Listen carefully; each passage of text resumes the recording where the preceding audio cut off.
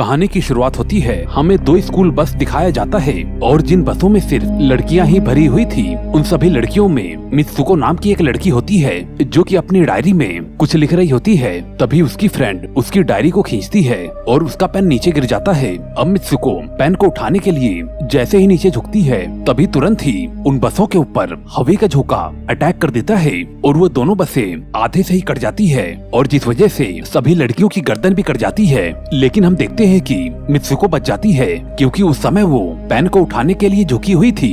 ये नजारा देखकर मित्सुको बहुत ही बुरी तरह से डर जाती है और तभी दोबारा से हवा का झोंका मित्सुको के ऊपर अटैक करता है। लेकिन फिर से मित्सुको नीचे झुककर बच जाती है। बस के रुकने के बाद वो नीचे उतरकर हाईवे पर भागने लगती है और तभी उसे रास्ते में कुछ लड़कियां दिखाई देती है। इनमें से एक को मित्सुको नीचे गिराकर बचा लेती है, लेकिन बाकी की लड़कियां हवा से कट जाती हैं। लेकिन थोड़ी देर बाद मित्सुको ने जिस लड़की को बचाया था, वो साइकिल वाली लड़की को बचाने के चक्कर में मारी जाती है। इसके बाद मित्सुको डर कर वहाँ से भागने लगती है और फिर वो एक नदी के पास पहुँच जाती है। वहाँ पर भी बहुत ही सारे स्कूल की लड़कियों की डेड बॉडीज पड़ी हुई थी। इसके बाद मित्सुको अपना मुंह धोती है और वहाँ पर पड़े हुए एक साफ ड्रेस को पहन लेती है और फिर वहाँ से भागकर वो अपने स्कूल पहुँच जाती है। सभी लड़कियां मित्सुको को हाय करती हैं, लेकिन मित्सुको बहुत ही डरी हुई थी और तभी वो अपनी गर्लफ्रेंड अक्की से मिलती है। मित्सुको पूछती है कि क्या तुम सच में अक्की हो? मित्सुको को कुछ भी समझ में नहीं आ रहा था क्योंकि अक्की तो बस में मारी जा चुकी है और तभी फिर से हवा का झोंका आता है। मित्सुको डर कर नीचे झुक जाती है। ये देखकर सभी मित्सुको पर हंसते हैं कि वो ये क्या कर रही है। अक्की को लगता है कि उसकी तबीयत ठीक नहीं है, इस वजह से वो उसे उठाती है और स्कूल के अंदर ले जाती है। मित्सुको बहुत ही ज्यादा कंफ्यूज हो गई थी।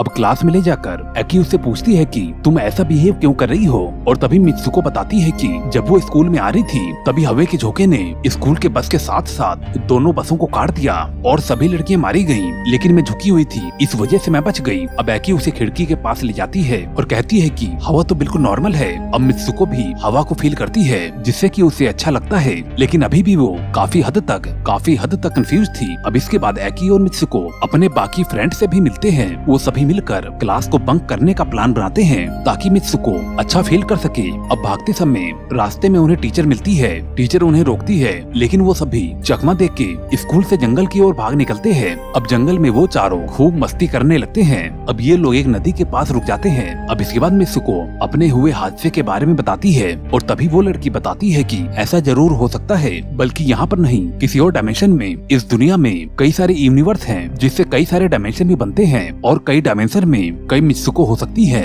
और ये घटना दूसरे डायमेंशन में हुई होगी। जो तुम्हें याद है, उसकी बातों पर किसी भी लड़की को भरोसा नहीं होता कि ऐसा कुछ भी होता है। वहाँ पर थोड़ी दूर पर उन्हें एक बिस्तर दिखाई देता है जो कि वहाँ पर जमीन पर किसी के सोने के लिए लगा हुआ था और फिर वो लड़कियाँ उस तकिए को उठाकर उसके साथ खेलने लगती हैं। अब तभी वहाँ पर मित्सुको एक लेस्बियन कपल को देखती है और जो कि उनसे कुछ दूरी पर खड़े थे।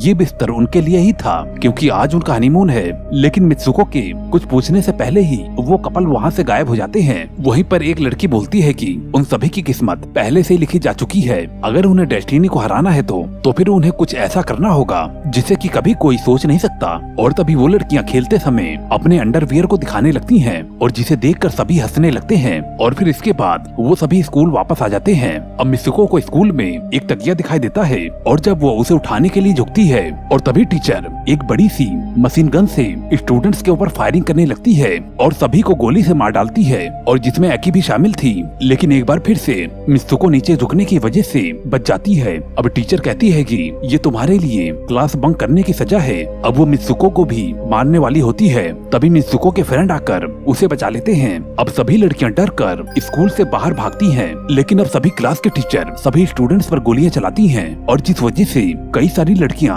मारी जाती हैं और जो लड़कियां भाग निकलती हैं उन्हें हवा का झोंका काट देता है। अब मरने से पहले एक लड़की मित्सुको को कहती है तुम्हें किसी तरह से डेस्टिनी को बदलना होगा।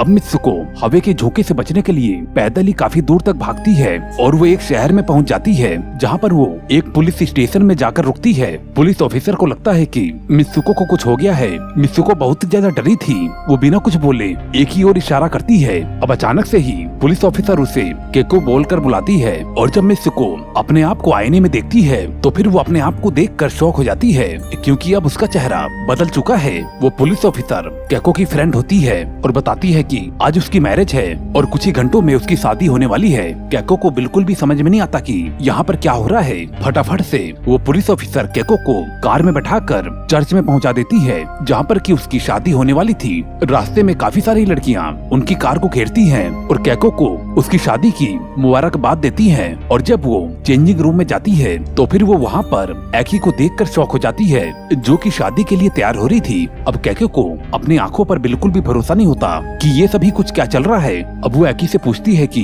आखिर यहाँ पर क्या हो रहा है और तभी एकी उसे धीरे से चुप होने के लिए कहती है और वो उससे वादा करती है कि बाद में वो उसे सब कुछ बताएगी और बोलती है कि वो कुछ ऐसा जानती है जो कि केको नहीं जानती। अब इसके बाद केको वेडिंग गाउन को पहन लेती है। वहाँ पर सभी लड़कियाँ बातें कर रही होती हैं कि दूल्हा बहुत ही हैंडसम है और तभी केको को रियलाइज होता है कि वो किसी लड़के से शादी नहीं कर सकती क्योंकि वो एकी से बहुत ही ज्यादा प्यार करती है। एकी देखती है कि वो बहुत ही घबरा रही है और फिर वो उससे बात करने के लिए सभी लड़कियों को कमरे से बाहर निकालती है और जब वो लोग अकेले होते हैं तो फिर एकी उसे उसके असली नाम से बुलाती है और कहती है कि तुम्हें जैसा कहा जा रहा है तुम वैसा ही करो। केको को अभी भी कुछ भी समझ में नहीं आ रहा था लेकिन फिर भी वो रेडी हो जाती है। सभी लड़कियां उसे चर्च में ले जाने के लिए आती हैं। अब एकी उन सभी लड़कियों को मार देती है ताकि वो केको को लड़ना सिखा सके। अब आगे जाने से पहले एकी उसे एक कांच की टूटी हुई बोतल देती है जिससे कि वो उन्हें मार सके जो लड़कियां उन्हें तंग करेंगी। अब स्टेज पर केको फूलों की जगह कांच की बोतल को लेकर एंट्री करती है।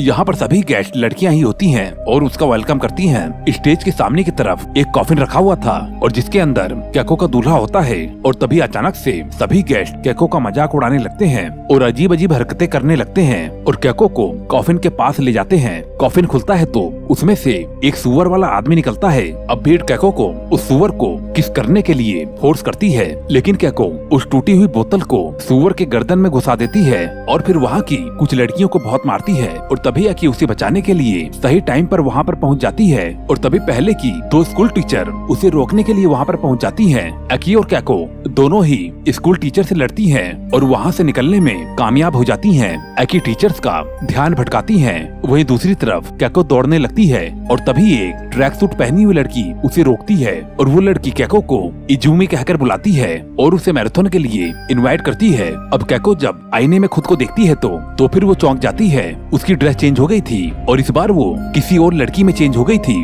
अब वो इजुमी है जो कि एक बहुत ही ज्यादा फेमस मैराथन रनर है और उसे सभी लोग लाइक करते हैं और सामने की तरफ उसके बहुत ही सारे फैन उसे चीयर्स कर रहे थे और तभी वो मैराथन में दौड़ने लगती है और अपने फ्रेंड्स को साथ में दौड़ते हुए देखती है और तभी वो दोनों टीचर्स और सुअर के भेस वाला आदमी उसका पीछा करने लगते हैं। उसके फ्रेंड्स उसे दौड़ने के लिए हिम्मत देते हैं क्योंकि वही है जो कि इस दुनिया से निकल सकती है और तभी इजुमी अपने रास्ते को बदल लेती है और एक गुफा में पहुंच जाती है जहाँ पर उसे उसकी एक क्लासमेट मिलती है जो कि उसे गुफा के अंदर ले जाती है और वहाँ पर बहुत ही सारी स्कूल ड्रेस पहनी हुई लड़कियाँ शांत खड़ी होती हैं। अब एक अनजान लड़की इजुमी को मारने की कोशिश करती है और कहती है कि अगर इजुमी नहीं मरी तो सभी लड़कियाँ मर जाएंगी। एकी सही टाइम पे आकर इजुमी को बचा लेती है और फिर एकी इजुमी को अपने असली नाम मित्सुको बोलने को कहती है और ऐसा बार बार करने को बोलती है। बार बार करने की वजह से वो अपने असली रूप में आ जाती है। उसके पास इस दुनिया से निकलने का सिर्फ एक ही रास्ता था कि वो एकी के हाथ में लगे हुए वायरस को खींचे और जिस वजह से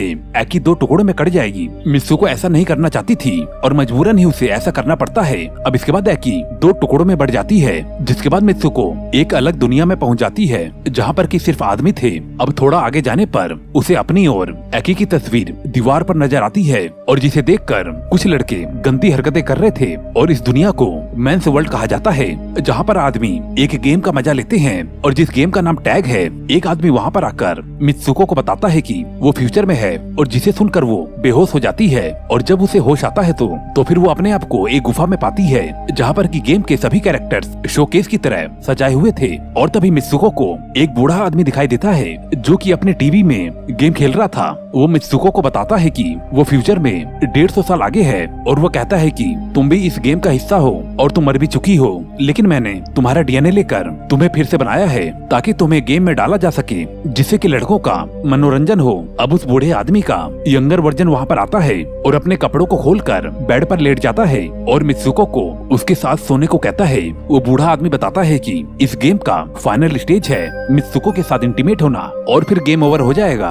और फिर वो लड़का उसे टच करता है और तभी उसे याद आता है कि उसके फ्रेंड ने कहा था कि अगर उसे डेस्टिनी को हराना है तो उसे कुछ ऐसा करना होगा जैसा कि किसी ने कभी सोचा ही ना हो। और तभी उसकी बात को मानकर मित्सुको उसका गला दबाने लगती है और कहती है कि लड़कियों के साथ खिलौने की तरह खेलना बंद करो। अब वो एक तकिए को फाड़ देती है और उसके गुस्से से फेदर्स का रंग लाल हो जाता है और आखिर में वो बूढ़े आदमी की छड़ी को लेकर खुद के पेट में घुसाकर खुद को मार डालती है और जिस वजह से वो डेस्टिनी को बदल देती है क्योंकि उसकी मौत गेम का पार्ट नहीं था। अब आखिरी सीन में मित्सुको अकेले ही एक बर्फीली जगह में उठती है और यहाँ पर मालूम चलता है कि गेम ओवर हो चुका है और अब वो कभी भी इस गेम में नहीं फंसेगी। अब दोस्तों इस मूवी की एंडिंग यहीं पर ही हो जाती है। दोस्तों आपको ये कहानी कैसी लगी हमें कमेंट करके जरूर बताएं और जाते जाते चैनल को सब्सक्राइब करके मुझे अपना सपोर्ट जरूर दें। मैं मिलता हूँ आपको अगली वीडियो में। Okay bye.